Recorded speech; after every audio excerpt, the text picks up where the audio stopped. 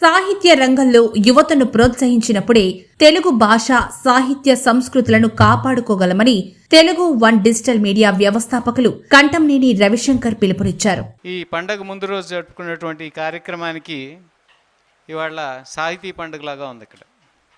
ఎందుకంటే సాహిత్యం, భాష వీటన్నీ మరుగుపడిపోతున్న రోజుల్లో ఇంకా కొంతమంది మా బిక్కి కృష్ణ లాంటి వాళ్ళు చేసేటువంటి ఈ ప్రయోగం వల్ల కొంతన్నా సాహిత్యానికి, కవిత్వానికి వీటికన్నిటికీ ఆదరణ లభిస్తోంది. గతంలో రాజులు పోషించేవాళ్ళు కవుల్ని, రచయితల్ని, కళాకారుల్ని. ఈ రోజుల్లో ఉన్న పాలకులకు అవేమీ పట్టవు, ఎందుకంటే భాష మీద వాళ్ళకే పట్టలేదు. ఇక మా నరసింహప్ప గారు లాంటి వాళ్ళు ఇటువంటి కార్యక్రమాలని పెంపొందిస్తూ వాటిని ప్రోత్సహిస్తూ ముందుకు నడిపిస్తుంటే మన ఏజ్ గ్రూప్తో పాటు ఇంకా యువకులను కూడా తీసుకురావాల్సిన బాధ్యత మనందరిపైన ఉంది. అప్పుడే తెలుగు భాష, సాహిత్యం ఇవన్నీ బతికుంటాయి. లేదంటే మన తరంతో ఎండ్ అయిపోతాయి. నాకెవళ్ళు అన్నారు, భాష బతికుండాలంటే ఇల్లిటరసీ ఉండాలి అని. ఎందుకంటే చదువుకున్నాడు ప్రతి ఒక్కడు ఇంగ్లీష్ కాన్వెంట్స్కి వెళ్ళిపోతుంది, ఇంగ్లీష్ స్కూల్స్కి వెళ్ళిపోతున్నారు. ఇంగ్లీష్కి వెళ్ళిన వెంటనే తెలుగు మర్చిపోతున్నారు.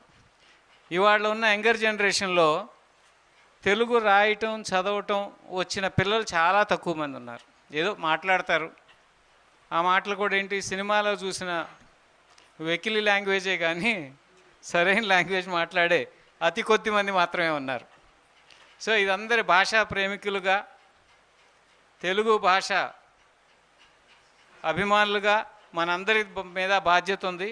ఈ భాష కలకాలం బతికుండాలంటే ఇటువంటి సాహిత్యాన్ని ప్రోత్సహించాలి, రచయితలను ప్రోత్సహించాలి, కవుల్ని, కళాకారుని. ఇందాక వచ్చేటప్పటికి చూసిన కవి సమ్మేళనం నడుస్తుంది. మా బిక్కి కృష్ణ గారు ఎప్పుడే సభ పెట్టినా ముందు కవి సమ్మేళనంతో మొదలు పెడతారు. సో చాలా సంతోషం. చూస్తుంటే ఎవరో విశాఖపట్నం నుంచి వచ్చిన వాళ్ళు ఉన్నారు, తిరుపతి నుంచి వచ్చిన వాళ్ళు ఉన్నారు. ఇంత దూరం నుంచి వచ్చి వాళ్ళు చేసేటువంటి ప్రయత్నాల్లో చాలా అద్భుతమైంది ఇది. సో ఇటువంటి కార్యక్రమాలు మరిన్ని జరగాలని, ఇంకా ఎక్కువ మంది పార్టిసిపేట్ చేయాలని చెప్పి ఇప్పుడు ఐఆర్ఎస్ ఆఫీసర్ మా విద్యాధర్ గారు కూడా ఆయన ఒక ఫౌండేషన్ పెట్టి, సో ఇటువంటి కార్యక్రమాలు మరిన్ని జరిగితేనే తెలుగు భాష మీద. కాదే ఈసారి నుంచి బిక్కి కృష్ణ గారు ఒక కండిషన్ పెట్టాలి. వచ్చే ప్రతి కవి, వచ్చే ప్రతి పార్టిసిపెంట్ కూడా ఒక యువతినో యువకుడినో వెంట పెట్టి రావాలి. అప్పుడే భాష మీద ప్రేమ వాళ్ళు కల్పించాలి. మనం భాష మీద ప్రేమ కల్పించకపోతే ఏదో ఇంగ్లీషో హిందీనో ఇటు మరలిపోతున్నారు, కానీ మన భాష మీద ప్రేమ ఉండలేదు. నేను ఈ మధ్య నా దగ్గరికి చాలామంది కళాకారులు వస్తుంటారు. ఒక ర్యాప్ సింగర్ వచ్చాడు, ఈ మధ్య కాదులేండి, వచ్చి ఒక 5-6 ఏళ్ళు అవుతుంది. జింపక్ చిపాక్ అని ఒక పాట రాసుకొచ్చాడు. యూట్యూబ్లో చాలా పాపులర్. అది ఒక 50 మిలియన్లో 60 మిలియన్లో చేసింది. అది ఒక ర్యాప్ సాంగ్. చూసినాక నేను ముందు చూసినప్పుడు ఇదేంటి వంకర టింకర్గా ఉంది, ఇది భాషనంతా వక్రీకరిస్తున్నారని. కాదే మా టీం ఏమన్నారంటే, సార్ ఈ జనరేషన్కి కావాల్సింది ఇదేను, మనం కాదనుకుంటే ఎలాగూ, వాళ్ళు ఏది కోరుకుంటున్నారు దాన్ని అందించి దాన్ని మెరుగుపరచడం బెటర్ అని. సరే మా ఛానల్లో అప్లోడ్ చేసాం, అద్భుతంగా వెళ్ళింది. దేశ విదేశాల్లో ఆ పాట విన్నారు. తెలుగే కానీ కొంచెం డిఫరెంట్గా ఉంటుంది. సరే నేను ఆ పిల్లోడిని పిలిచి, మీలో మంచి టాలెంట్ ఉంది కదా, మీ ర్యాప్ ఎక్కడ పుట్టిందో తెలుసా, తెలుగులో పద్యం అనేది ఉంది అని చెప్పి పల్నాటి యుద్ధంలో పద్యాలు వినిపించాను ఒక 10 నిమిషాలు. విన్నాడు వాడు. విన్నాక సో ఈ పద్యంలాగా నీ ర్యాప్ని ఎలా చేయగలవు అని అడిగాను. సార్ నేను ఒక విషయం చెప్పనా అన్నాడు. ఏంటన్నా? నాకేం అర్థం కాలేదండి అన్నాడు. తెలుగు నాకు ఆ పద్యాలు ఏంటంటే ఎంత మాధుర్యంగా అనిపిస్తుందో, పల్నాటి యుద్ధంలో పద్యాలు, ఇంకే ఏ సినిమాలో అయినా పద్యాలు వింటున్నప్పుడు. అది తెలుగులో ఉన్నటువంటి వినూతనమైనటువంటి ప్రక్రియ పద్యాలు అనేది. మీ ర్యాప్ ఇక్కడి నుంచే పుట్టిందిరా, కాలం మారుతున్న కొద్దికి ఏదో రూపాంతరం చెంది ఇప్పుడు ర్యాప్ లాగా వచ్చింది, నువ్వు పద్యాన్ని ర్యాప్ని కలిపి జుగల్బందీలాగా చెయ్యి అంటే మా వల్ల కాదన్నారు. చేస్తే అది బాగా వెళ్తుంది. ఇటువంటి కొత్త ఇప్పుడు పిల్లలకి ఏమి ఇంట్రెస్ట్ ఉంది, ర్యాప్, పాప్ వీటి మీద ఇంట్రెస్ట్ ఉన్నప్పుడు మనం కవిత్వాలు కూడా ఆ రేంజ్కి తీసుకొచ్చి, ఇప్పుడు గుళిక చేదుగా ఉండొచ్చు కానీ క్యాప్సూల్ రూపంలో ఇచ్చినప్పుడు అది మనందరం రోగం కోసం మింగుతాం. అలాగే మనం చేయవలసింది కూడా ఏంటంటే మనం కొంచెం మార్చుకుని, ఇప్పుడు మనం కొద్దిమంది పర్సంటేజ్ భాషాభిమానులు చాలా తక్కువ ఉండిపోయాం. భాషా ప్రేమికులు, భాష మీద పట్టు ఉన్నవాళ్ళు చాలా తక్కువ మంది ఉన్నారు సమాజంలో. నాకేం భాష మీద పట్టులేదు, కానీ భాష మీద ప్రేమ ఉంది. దీన్ని ఎలా పెంపొందించాలి అనే ప్రయత్నం నేను ఎప్పటికప్పుడు ఏదో ఒకటి చేస్తుంటాను. కాబట్టి మీరందరూ కూడా ఈసారి నుంచి వచ్చేటప్పుడు ప్రతి ఒక్కళ్ళు ఒక మినిమం ఒక యువకుడిని తీసుకొచ్చి హాల్లో కూర్చోబెట్టాలి. అలా అయితేనే వస్తా కృష్ణ గారు నెక్స్ట్ టైం నుంచి మీ సభలకి. కాబట్టి ఇటువంటి కార్యక్రమాలు మరిన్ని జరగాలని చెప్పి కోరుకుంటూ, అలాగే ఇవాళ పుస్తకావిష్కరణ జరిగినటువంటి భువనేశ్వరి గారికి కంగ్రాచులేషన్స్ మేడం. ఇలాంటి పుస్తకాలు మరెన్నో రావాలని చెప్పి, మా తెలుగు వన్లో కూడా నేను స్టార్ట్ చేసినప్పుడు ఏమనుకున్నానంటే టెక్స్ట్ ఒకటి ఉండాలి, ఆడియో ఉండాలి, వీడియో ఉండాలి అని చెప్పి, ఈ 3 అందరికీ అవైలబిలిటీలో ఉండాలని చెప్పి అప్పుడున్నటువంటి రచయితలు శ్రీశ్రీ గారి దగ్గర నుంచి అందరి దగ్గర పుస్తకాలు కలెక్ట్ చేసి, ఇవాళ గ్రంథాలయాలకి వెళ్ళి చదువుకునే రోజులు ఉండవు ఫ్యూచర్లో, గ్రంథాలయాలు కూడా మూతపడతాయని అనుకుని ఆ రోజుల్లో నేను ఆన్లైన్లో ఈ పుస్తకాలన్నీ పెడితే ఫ్యూచర్లో, ఎందుకంటే నా దగ్గరికి వచ్చిన కొంతమంది రచయితలు, నేను ఒక 50 పుస్తకాలు రాశానండి, 20 ఉన్నాయండి, 30 పబ్లిషర్లు దుకాణం మూసారు, ఆ పుస్తకాలు కూడా నా దగ్గర కూడా లేవన్నారు.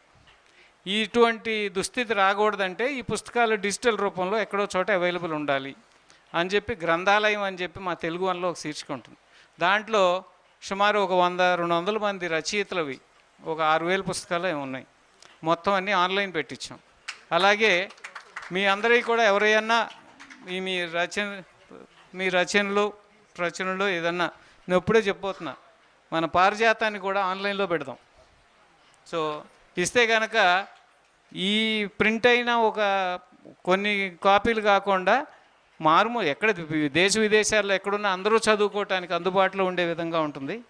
అటువంటిది ఇలా నేను లాస్ట్ టైం కూడా చెప్పారు, మీరందరూ కవులు చదువుతున్నారు ఇక్కడికి వచ్చి, దీన్ని శ్రావ్యంగా నలుగురికి వినసొంపుగా మీరు రాయగలరేమో, చదవటానికి మళ్ళీ ఆ గొంతు కావాలి, ఘంటసాల లాంటి గొంతు కావాలి.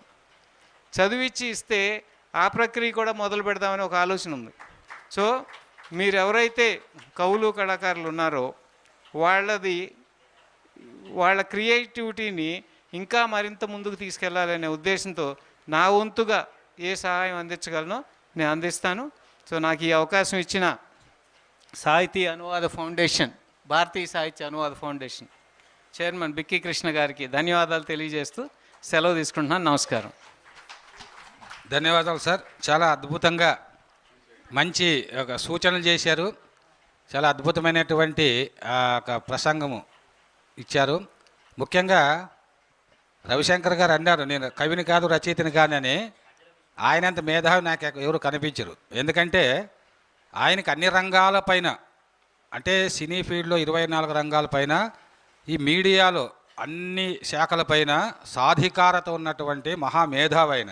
భారతీయ సాహిత్య అనువాద ఫౌండేషన్ ఆధ్వర్యంలో హైదరాబాద్ రవీంద్ర భారతిలో రచయిత్రి మారేపల్లి భువనేశ్వరి రాసిన విశ్వానికి తల్లి శ్రీ ఆయుర్దేవి అన్న పుస్తకాన్ని ముఖ్య అతిథిగా విచ్చేసిన విశ్రాంత ఆదాయ పన్ను శాఖ చీఫ్ కమిషనర్ ఎం నరసింహప్ప ఆవిష్కరించారు. పారిజాతం ప్రత్యేక సంచికను కంఠంనేని రవిశంకర్ ఆవిష్కరించారు.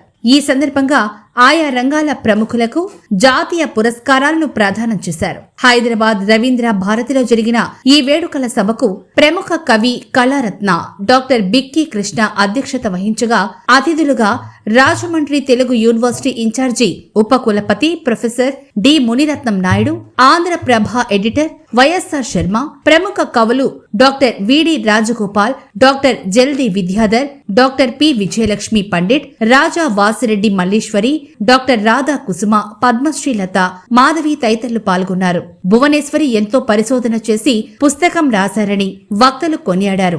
ఈ సందర్భంగా doctor Aluru Subhash Babu, doctor Vasili Vasanth Kumar, doctor Ramadugu Narasimhacharyulu, doctor Arikapudi రఘులకు జాతీయ జీవన సాఫల్య పురస్కారాలు ప్రదానం చేశారు. మరో 30 మందికి జాతీయ లెజెండరీ పురస్కారాలు అందజేశారు. రచయిత్రి భువనేశ్వరిని ఫౌండేషన్ అధ్యక్షులు బిక్కీ కృష్ణ ఘనంగా సన్మానించారు.